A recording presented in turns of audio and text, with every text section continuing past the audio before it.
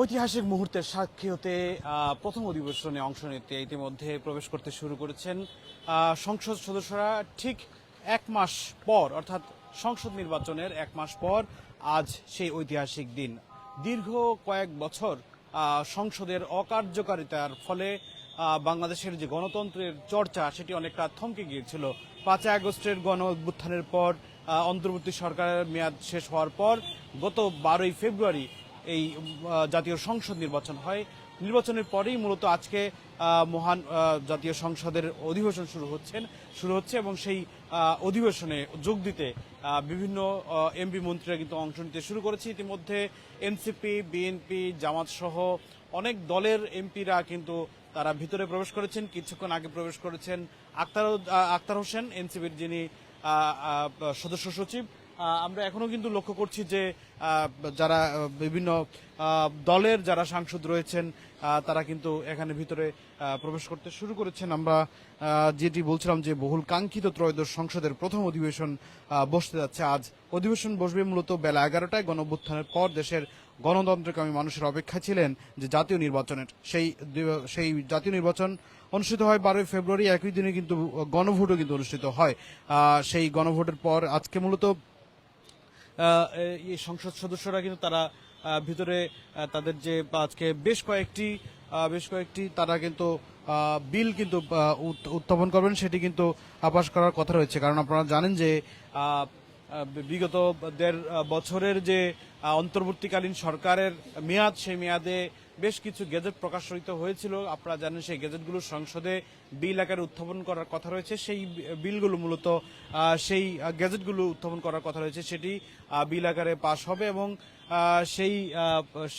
সেটি কিন্তু পাশ করতে হলে সংসদের প্রথম এক মাসের যে কার্য দিবস, সে 30 কার্য দিবস, সেই 30 কার্য দিবসের ভিতরে সেই বিলগুলো কিন্তু উত্থাপন করতে হবে এবং সেটি আইন আকারে পাশ করাতে হবে। এবং যদি প্রথম এক মাসের মধ্যে যদি সেটি পাশ করা না হয়, তাহলে অন্তর্বর্তীকালীন সরকারের সময় নেওয়া যে সকল সিদ্ধান্ত গণ অভ্যুত্থানের পর নেওয়া হয়েছে, সেই সিদ্ধান্ত কিন্তু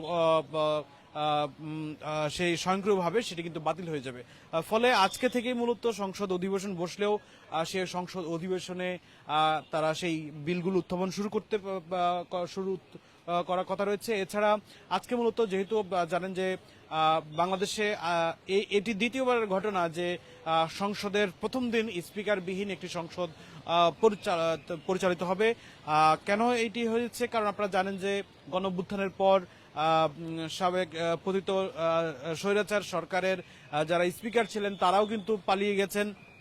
একজন ডেপুটি স্পিকার তিনি কিন্তু বর্তমানে কারাগারে রয়েছেন। যিনি স্পিকার তিনিও মামলার ফেরারি আসামি হিসেবে ঘুরে বেড়াচ্ছেন। এই পরিস্থিতিতে সংসদে স্পিকার না থাকায় মূলত শুরুটা হবে সংসদের যিনি নেতা অর্থাৎ প্রধানমন্ত্রী তারেক রহমান, তার সভাপতিত্বে প্রথমে শুরু হবেন। প্রথমে কোরআন তেলাওয়াতের শুরুটি হবে কোনো স্পিকারবিহীন এবং তার কোরআন তেলাওয়াতের পরে মূলত একটা নাম প্রস্তাব করবেন জনাব তারেক রহমান এবং তার পক্ষে একজন সমর্থক থাকবেন যার নাম প্রস্তাব করা হবে।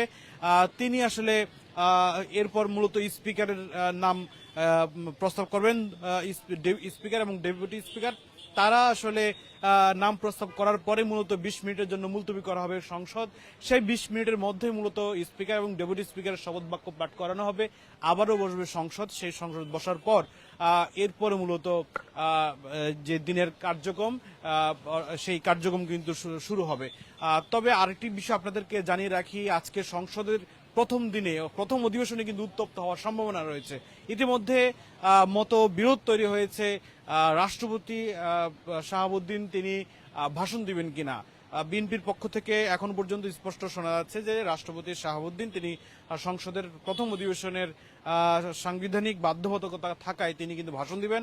সেখানে তিনি কি বিষয়ে কথা বলবেন সে বিষয়ে প্রাথমিকভাবে ধারণা পাওয়া গেছে।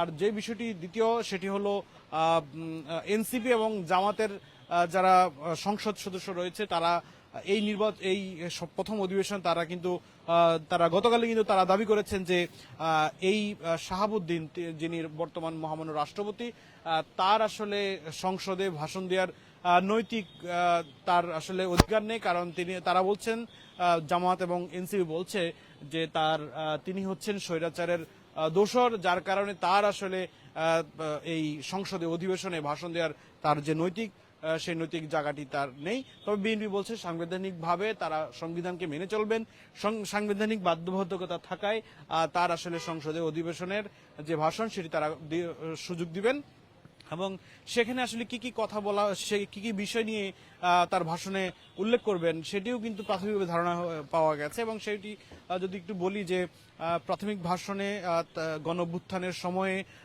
যে সকল জুলাই যোদ্ধা শহীদ হয়েছেন তাদেরকে ভাষণে নিয়ে আসা হতে পারে, তাদের বিষয়গুলো। এরপর কিন্তু গণঅভ্যুত্থানের সময়ে যেই অন্তর্বর্তী সরকার দায়িত্ব পালন করেছেন সেই সময়টি উল্লেখ করা হতে পারে, পুলিশের যে ভূমিকা ছিল সেটি উল্লেখ করা হতে পারে এবং এই নির্বাচন প্রক্রিয়ার যে নির্বাচন প্রক্রিয়া চলেছে সেটিও কিন্তু উল্লেখ করা হতে পারে। তো এই যে সংসদ অধিবেশনের যে এখন সার্বিক পরিস্থিতি যদি বলি যে এই মুহূর্তে আইন শৃঙ্খলা রক্ষাকারী বাহিনীর ব্যাপক নিরাপত্তা জোরদার করা হয়েছে। শুধু কেবল প্রবেশ গেটগুলোতে গণমাধ্যম কর্মীদের ছাড়া সাধারণত বাইরের কোনো কাউকে আসলে প্রবেশ করতে দেওয়া সুযোগ নেই। সাধারণ মানুষ যারা এখানে আগ্রহের সহিত আসছেন তারা কিন্তু সুযোগ না। আমরা এই মুহূর্তে বিদায় নিচ্ছি, যে যেখান থেকে যুগান্তর সঙ্গে থাকুন।